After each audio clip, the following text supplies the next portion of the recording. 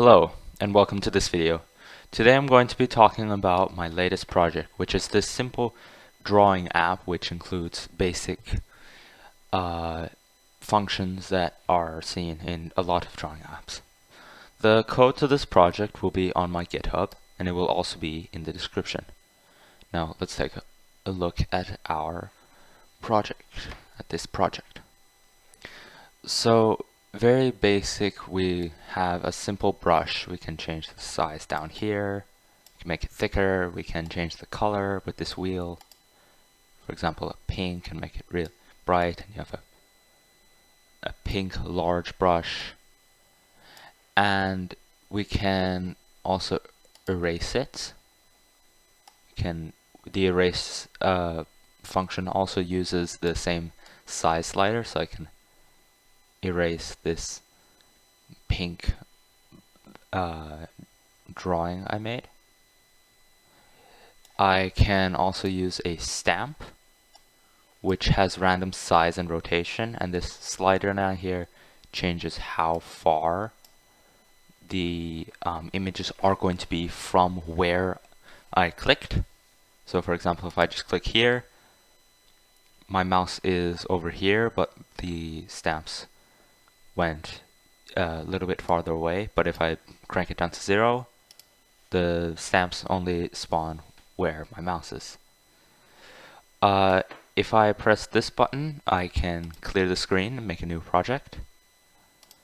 And I'm going to, for example, draw this pink square, and inside, let's say I wanted to put some clouds.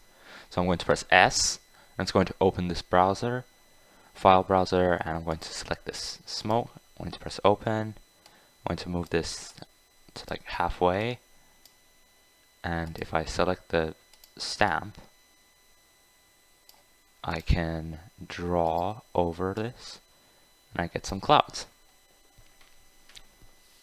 If I click up here, I can save it, so I'm going to put it in this folder. I'm going to call it clouds.png.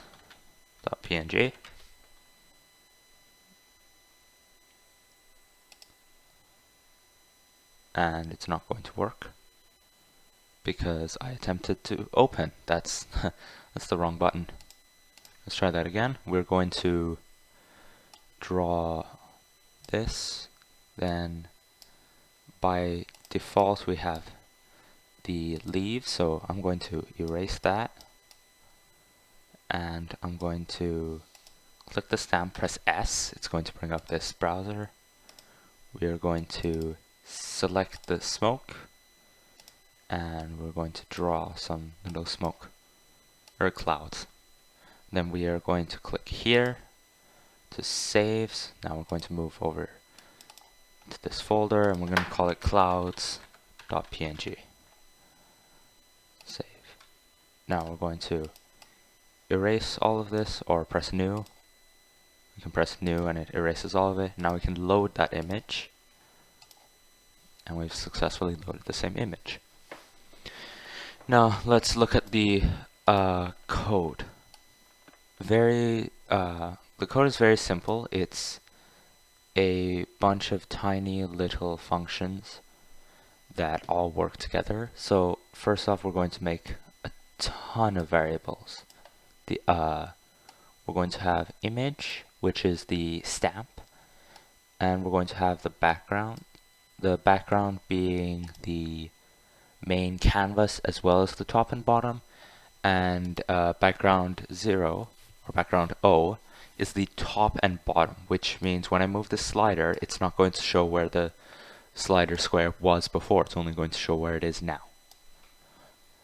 We're going to make a size, which is the scaling of the stamps.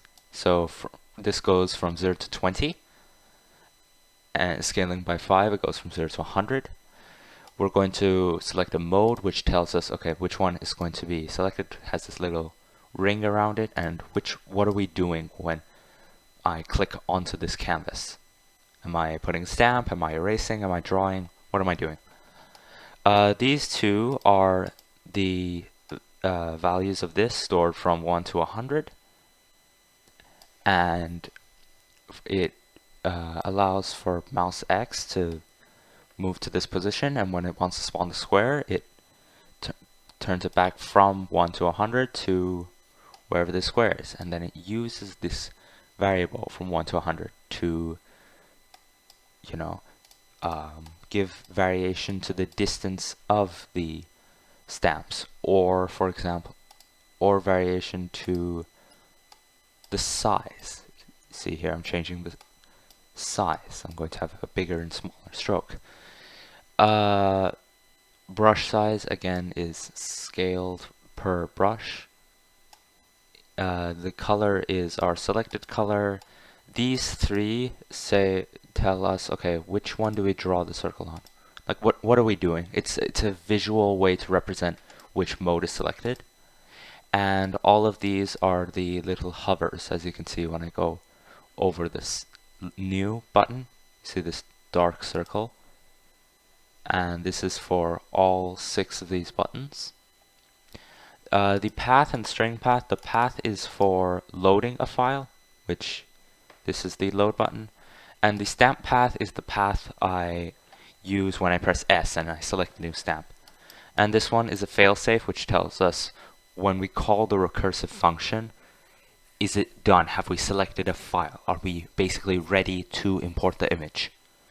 Without this, it's going to just import null and the program's going to break.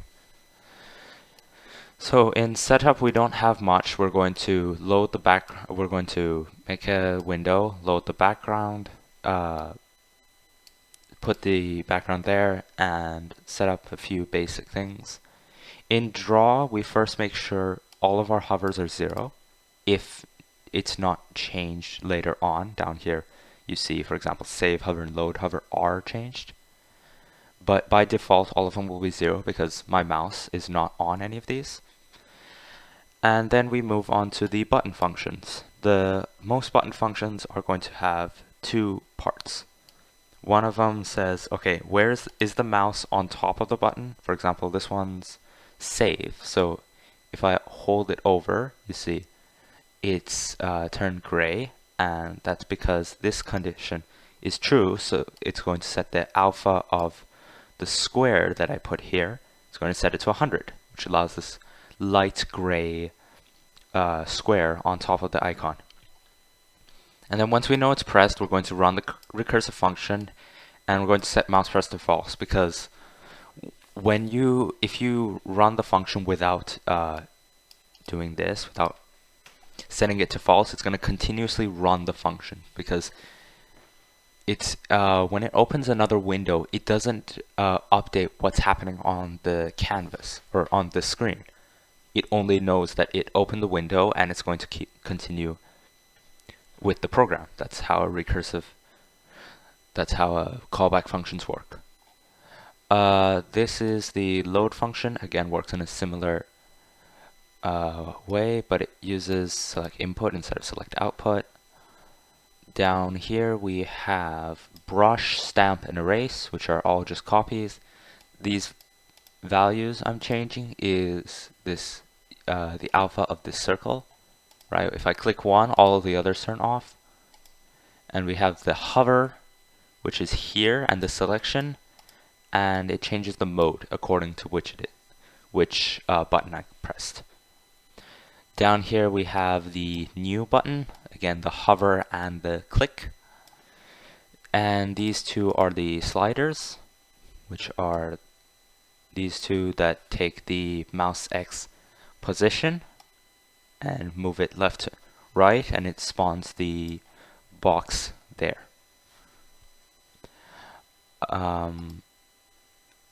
Down here we have the drawing. This is where the canvas is. The canvas stretches from 0 to width, but it only goes from 70 to 525. And then it's going to check, okay, are we going to run the stamp function if the mode is stamp? Are we going to run the brush function, or are we going to run the erase function? Based on the mode that we changed up there with the buttons. Down here we have the selecting color, which basically just says wherever we press along this wheel, it's going to use that color. If I click here, we have brown. And down here we have the other part of the load function. The load function needed to be split in two. The top up there is the callback function. It runs the callback function, which says select the file. And then down here it's checking, okay, once the callback function is completed, then we're going to set the image variable to the path we got from the file selection. Then we are going to spawn the image here, and then we're going to turn both of these back to true and empty quotation to make sure it runs smoothly, so that it doesn't loop. Down here we have spawning the bottom and top row, which again allows us to move these sliders and not have a bunch of sliders and overlaying hovers and selections. And here is where we spawn the circles. These are all for hover and these are all for selection, using no fill for the selection, so we only have the outline, and no stroke, so we only have the hover, so it just slightly tints the logo.